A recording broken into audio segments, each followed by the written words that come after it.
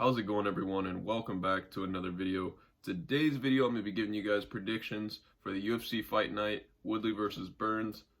This video, I'm going to be doing the full card prelims all the way up to the main event, because last video, a lot of people were requesting that I do the prelims and the full card and all that stuff, and that video did pretty well, so I'm going to do the full card. Basically, for a lot of these fights, I'm just going to be running through, giving like a few key points per fighter, kind of rationale to why I think they'll win. Attributes on each side, and then who I think I'm going to win. I'm going to try to make it pretty fast so I can work my way up all the way to the main event. Obviously, the main event, I'm going to be a little bit more descriptive in my breakdown, but I'm just going to be breaking down every single fight, giving you a prediction, and telling you who to bet on. Quick disclaimer, I do not condone sports gambling, but if you are going to gamble on sports, I suggest you go with my picks. I have a pretty good resume. On all of the fight predictions that I've done on this channel, I'm pretty sure I'm above 500 on my predictions. If you go back and watch my other ones, you can actually see that I picked a lot of these pretty accurately. So yeah, let's get into the video. Alright, for your first fight on the prelims and the very first fight of the night, you have Chris Gutierrez versus Vince Morales. This is a featherweight bout. Gutierrez is coming off a 2-fight win streak right now. He currently has the 1-inch reach advantage. Gutierrez trains at a good gym at Factory X under Mark Montoya. Vince Morales, on the other hand, he's been 1-3 in the UFC. He's finished 7 of his 9 wins. They're both 29 years old. I guess you could say that Morales has probably fought the better competition in the UFC. Although he's not won those fights, he's definitely fought the better competition in terms of UFC fighters. Morales has a record of 9-4, while Gutierrez has a record of 14-4. Gutierrez, in theory, would be more experienced. For this fight, I'm going to be picking Gutierrez. I just believe the confidence of being on a win streak right now, as opposed to the experience he has as being in the more fights, and just the overall size advantage, my pick is going to be with Gutierrez. For the next fight on the prelims, you have Kenney versus Luis Smolka. Smolka has a record of 15-6, while Kenney has a record of 19 wins, 2 losses, and 1 draw. Smolka is going to be the bigger fighter by 2 inches, while Kenney is going to have the 1.5-inch reach advantage. And he beat Ray Borg on a 6 days notice, which is pretty impressive because Ray Borg is a former title challenger. I think he fought like 2 times for the title at flyweight. So he's definitely no slouch. He's a very good fighter, and to be able to beat a guy like him on a 6-day notice is pretty impressive. Smolka, on the other hand, he's definitely more experienced, having way more fights than him, having 21 fights as opposed to Kenney's 12 fights. He's finished 14 of his 16 wins. Ironically, though, Smolka also faced Ray Borg and lost to Ray Borg. I know you can't do MMA math like that, but that's also a very important keynote for this fight. For this fight, I'm going to be picking Kenney. I just see him being able to use his grappling to be able to win this fight, take him down, wear on Smolka, and try to win. Because Smolka, when he does get finished, he gets submitted. So if Smolka does lose this fight, I'm going to say by submission. So my pick's going to be with Kenney. Alright, for the next fight on the prelims, you have Tim Elliott versus Brandon Royval. Elliott, who is a former title challenger, fought at flyweight against Demetrius Johnson. Obviously didn't win the title. He actually fought one of our guys in the last fight. Luis Smolka won that fight, actually. Overall, Elliott's definitely probably fought the better competition between the two.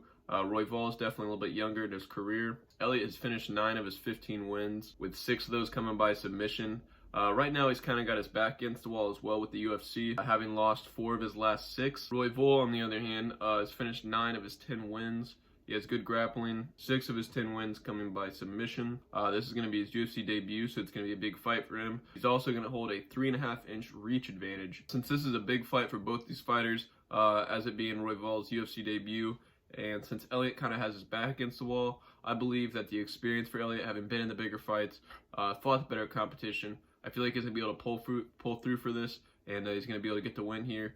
So my pick is going to be with Tim Elliott. For this next fight, you have Jamal Hill versus Klidson Abreu. Abreu has finished 8 of his 15 wins, with 6 of those 8 finishes coming by submission. Although he's only 1-3 in the UFC right now, as opposed to Jamal Hill. He's 7-0. He's undefeated. I watched some of his highlights too. He's very athletic. He looks very big, very strong. His striking is very powerful. It looks to be that striking is probably his advantage, with all of his finishes coming by knockouts. He's also going to be the bigger fighter by 2 inches. For this fight, I'm going to be picking Jamal Hill, just simply because I feel like his natural attributes, his athleticism, his strength, his power, I think his 5-inch reach, his size, and his striking is going to give Abreu some problems, and I see Hill knocking him out. So my pick is going to be with Jamal Hill, and if I had to pick a method, I'm going to say by knockout.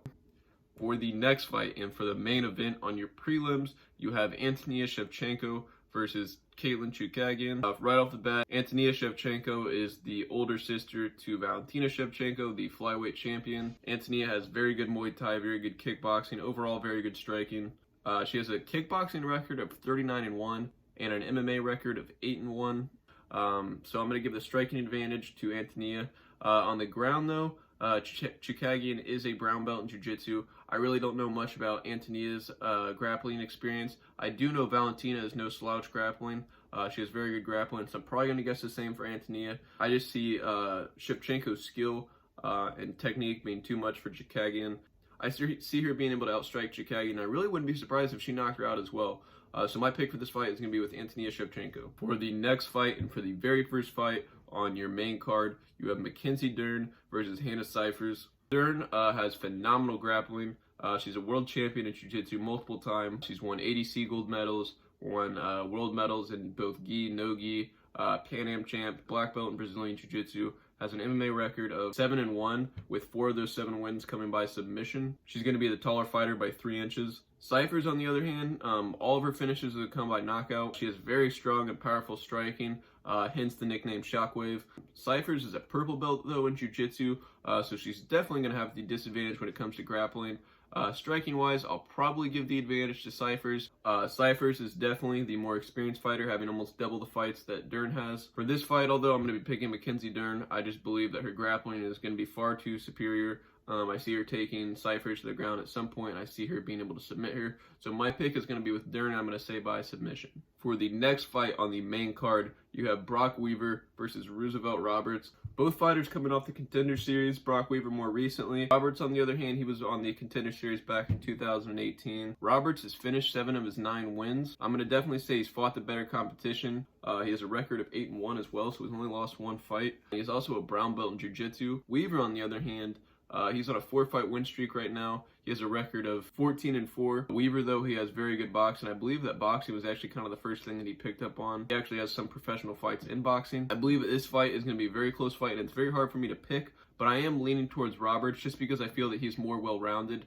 I believe that the experience that Roberts has in the UFC and his skill set in general is going to be able to beat Weaver's skill set. I most definitely see this fight being a brawl. I don't see this fight going the distance.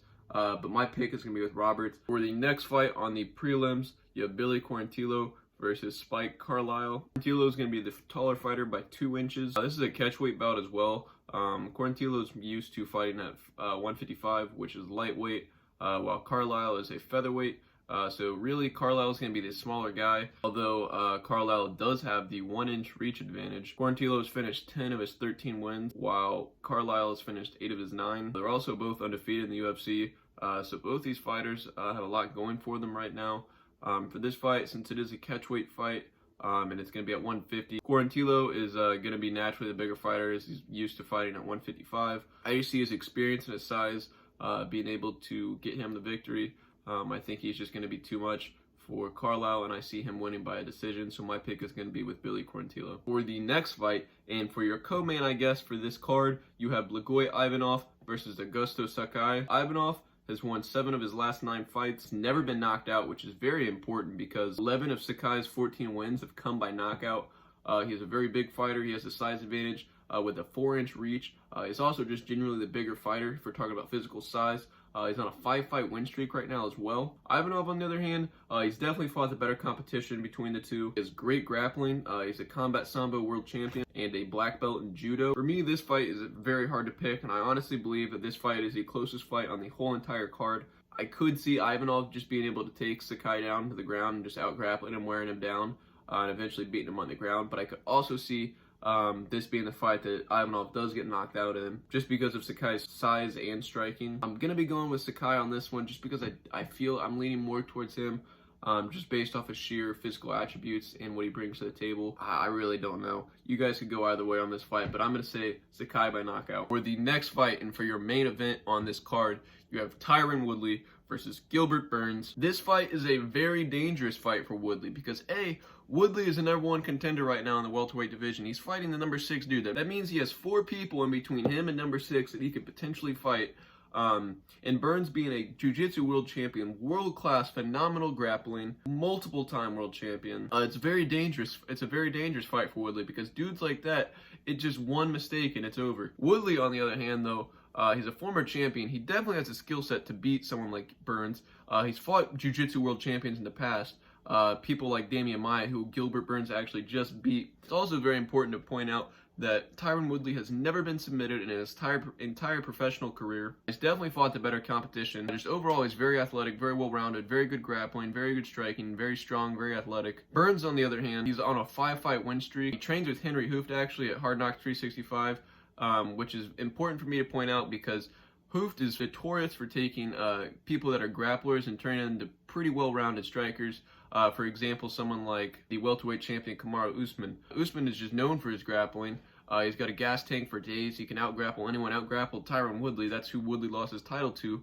But he also has very good striking. His last fight against Colby Covington was completely on the feet and knocked him out. I'm going to give the striking advantage to Woodley, though. Grappling is going to go towards Burns. I don't see Woodley being submitted. Simply A, because he's fought very good grapplers, faced very good grapplers, never been submitted. World-class, world champions, Damian Maia, Ben Askren, trains with Ben Askren. But for this fight, I'm going to be picking Woodley just because I feel like he's used to train with really good grapplers. He trains with Ben Askren. That's one of his training partners back at Rufo Sport. He's fought very good competition, world-class jiu-jitsu guys, never been submitted. My pick is going to be Tyron Woodley. For the method, I'm going to say decision. I hope you guys did enjoy this video, though. My last video did very well, so please be sure to share this video, send this out to people, like, comment, subscribe, help me grow this channel. Let me know what you guys think in the comment section below if you guys have any ideas, suggestions for future videos, what you guys think about these fights, who you guys have in these fights. Let me know, and until next time, I'll catch you guys later.